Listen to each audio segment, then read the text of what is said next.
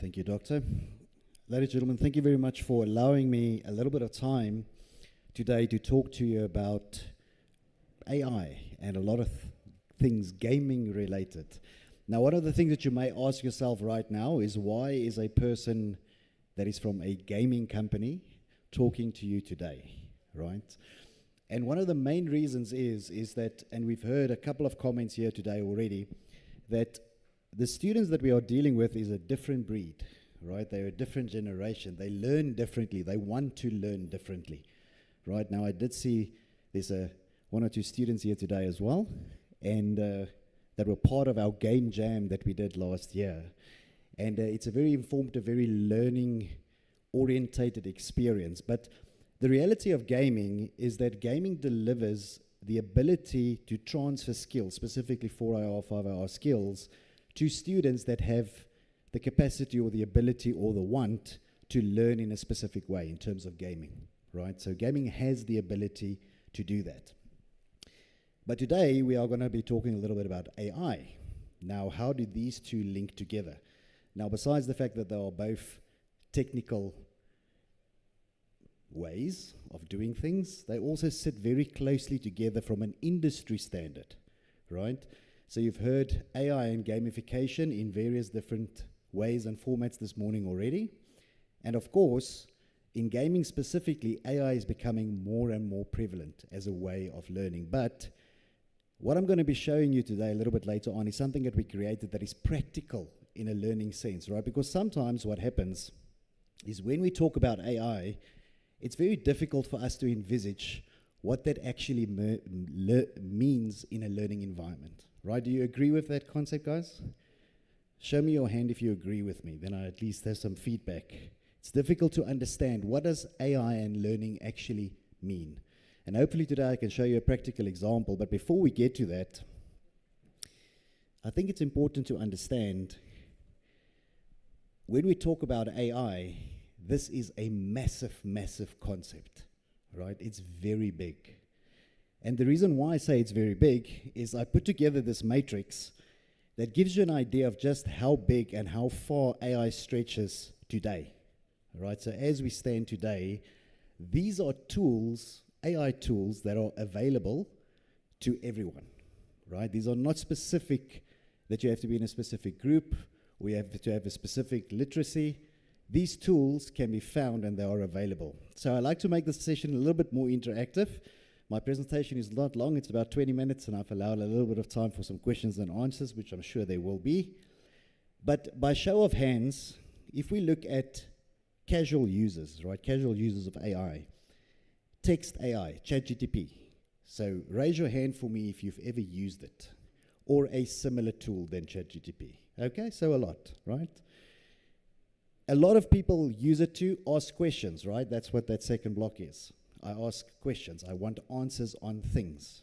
But how many of you have used it for image editing? Raise your hands again.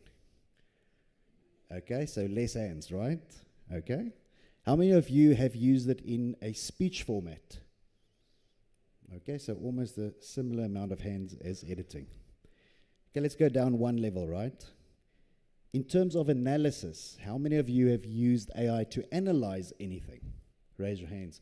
Oh, this is a different crowd, né? More analysts here. Okay, good. How many of you have asked the AI, in terms of the whatever you analyzed, to summarize that for you? Okay, so same amount of people, right? How many of you have used upscaling tools? Do you know what upscaling is? Okay, so upscaling is enhancing something that AI has already created. So it's, for example, you're asking AI for an image, it gives you something. Just by show of hands, 9 out of 10 times, have you ever gotten exactly what was in your mind when you asked it the first time? Okay, so sometimes you have to ask it to upscale. You have to change it. You have to enhance what AI has already created, right? How many of you have done that? Show of hands. Okay, quite a few of you. Which is interesting, because a lot of people think that when you ask AI, you get the right answer the first time.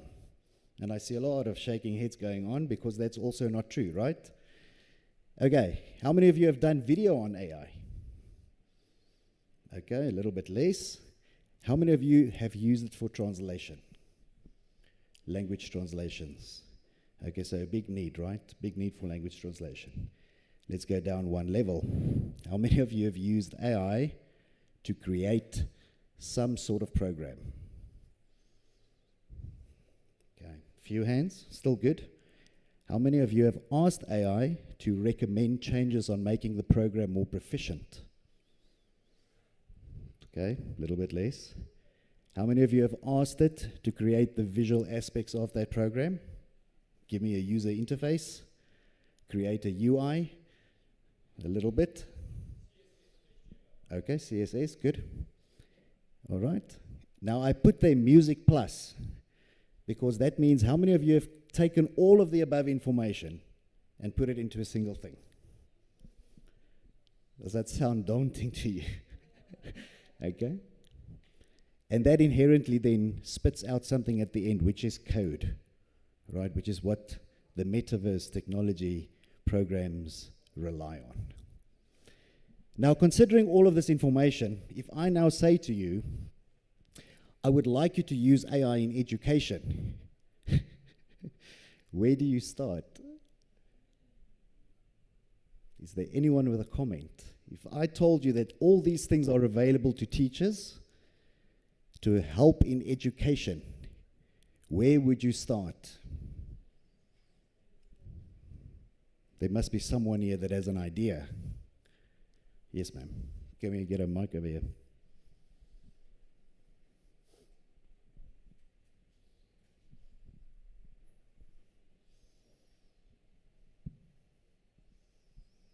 Maybe it's too simple an answer. Start with what you know, and then look for something that's going to help you make that better and augment it. Good answer. We have another one over there.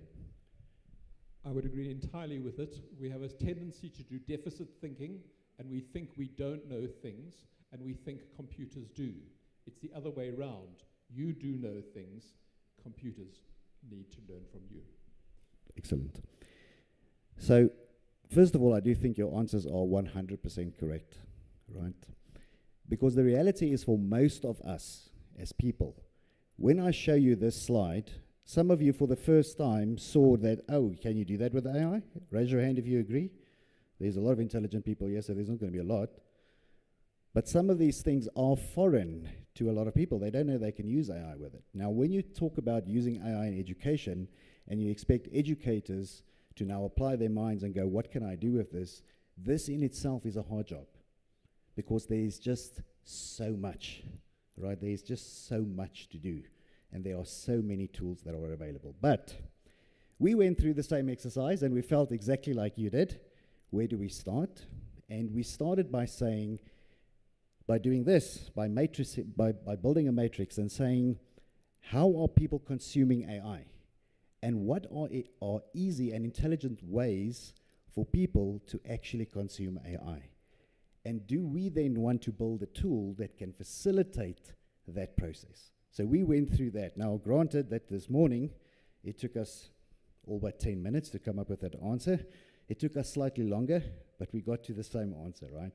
And the answer was to make it as easy as possible for people to be able to consume AI information.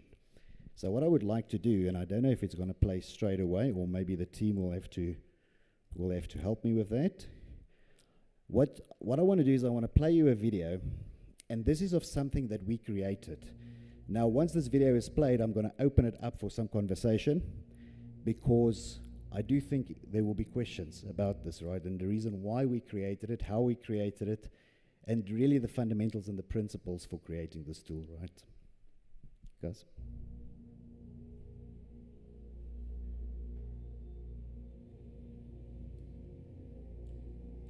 Hi there, my name is Brenton. How are you?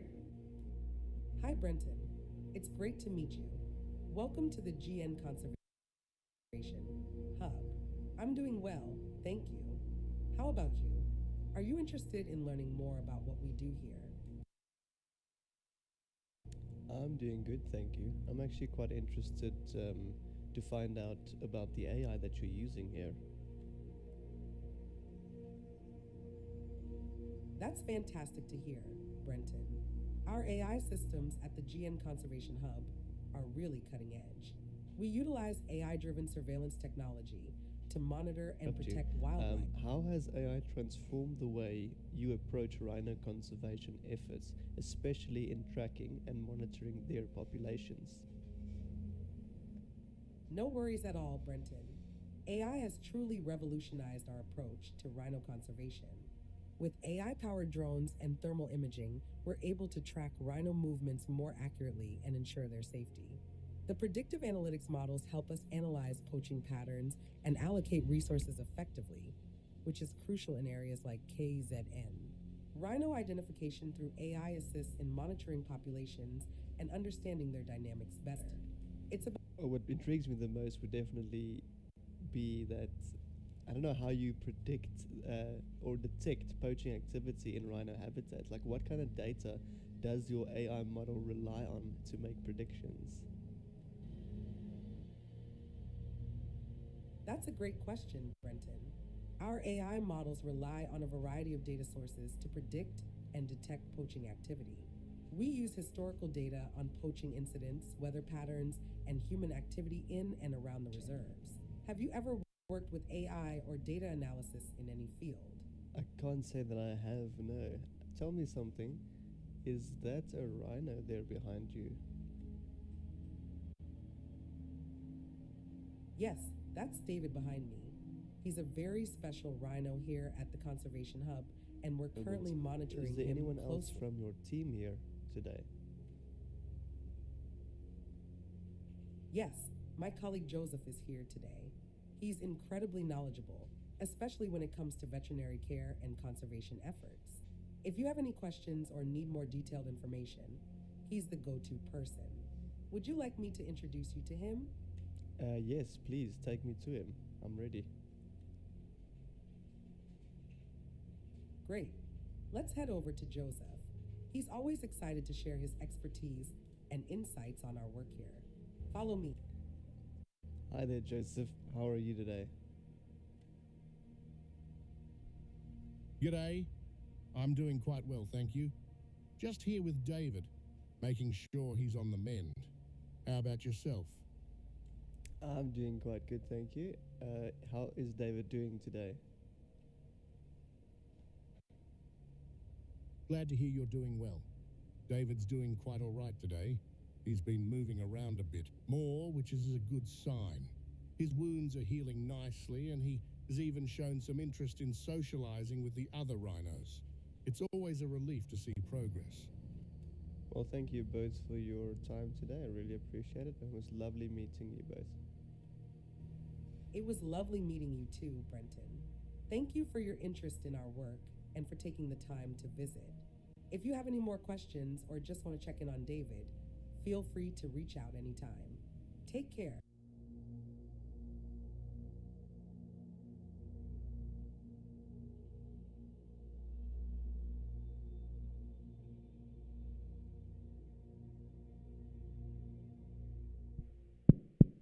There we go.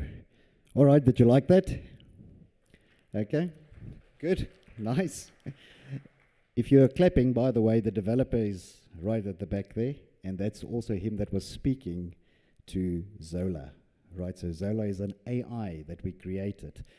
Now, it would be interesting for you to understand, if you know anything about gaming, right in the beginning of that video, you saw something that said Unreal Engine. Did you see it? Right, that's a gaming engine. It's an engine that people use to create games. But within that engine, there's a built-in AI. So what has happened is we have found a way to gamify content for people to have a seamless experience in learning something new through engaging conversation. That is exactly what has happened there. Now, the interesting thing about building it in a gaming environment is that we have given AI something that AI has not had before, right? And what is that? Is there an intelligent person here that knows what that might be? What is a gaming environment, guys? It's a 3D space. And did you see when Brenton asked Zola, take me to the other person? Zola knew where that person was. The AI obtained spatial awareness. Right now, imagine This is just a video and one example for something that we built. This was, by the way, this was for a internationally famous organization that wanted to focus on teaching children about rhino conservation and wanted an innovative and easy way to do so. So think about it like a field trip, for example, that you go out for the day into the metaverse, you converse with a specialist, or what is these days called an AI agent, a specialist within a particular field, and there's a whole conversation happening between you and the AI, and we all know that the best way to learn is through conversation, right? When we talk to people, that's also how we learn. We converse, there's questions. How is the rhino doing? What does it eat? Where does it roam? How do you get the data? But what I want you to think about right now is bigger than just this. Imagine we build the same environment where there is, I don't know, people that look after sea life, as an example. Imagine we take it one step further and we take it into a medical college where there are people that specialize in certain medical fields. You take it on to a TVET environment, engineering. People that talk about engineering or that can tell you more about engineering. Imagine how engaging learning can become when you create these environments where people can actually utilize AI in learning. Because now, after I've shown you this, when I now say to you, think about AI in learning, is your thought different? Right? You're already thinking about it differently, aren't you? You're thinking about, I've actually seen where AI can be used as a learning tool directly to students. And your thoughts have changed. And right now, the most exciting thing about AI is also the most scary thing, right? And that's the fact that there's a lot of unknowns. There's a lot of things that we don't know. So to come back, to loop it back to your original answer, what's the best thing that we can do is to explore what we have. Right now, of course, we've been talking the whole morning about ethics and understanding the ethical boundaries around AI and these sort of things. And yes, they are very, very important to consider when we are dabbling or building around AI. But the reality is that I always use this example when I talk to parents about gaming, because we do a lot of work as well, with primary schools and high schools, and that was a very valid comment that you made earlier around where do we start these conversations. But whenever I speak to parents about gaming, I always use this example. I say to them, when you have kids, and by show of hands, how many people here have kids? Because you will immediately understand. When something is important for us and our child and their safety, what we do is we spend a lot of time as parents investing into it. Example, when your child has to go and obtain their driver's license, you as a parent do not hand them the car keys. Right? We don't do that. We put effort in. There's things we do. We send them for driving school classes, and we buy them books and videos, and then we take them up and down the driveway. And this is how you start the car. And eventually, they go for a license. And when they come back and they show you the piece of paper, you give them the keys. But what do we do with technology? A lot of parents just, here's the keys, good luck. Let me know how it turns out, right?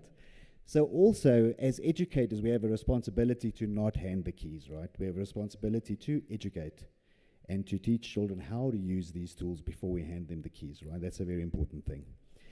All right, so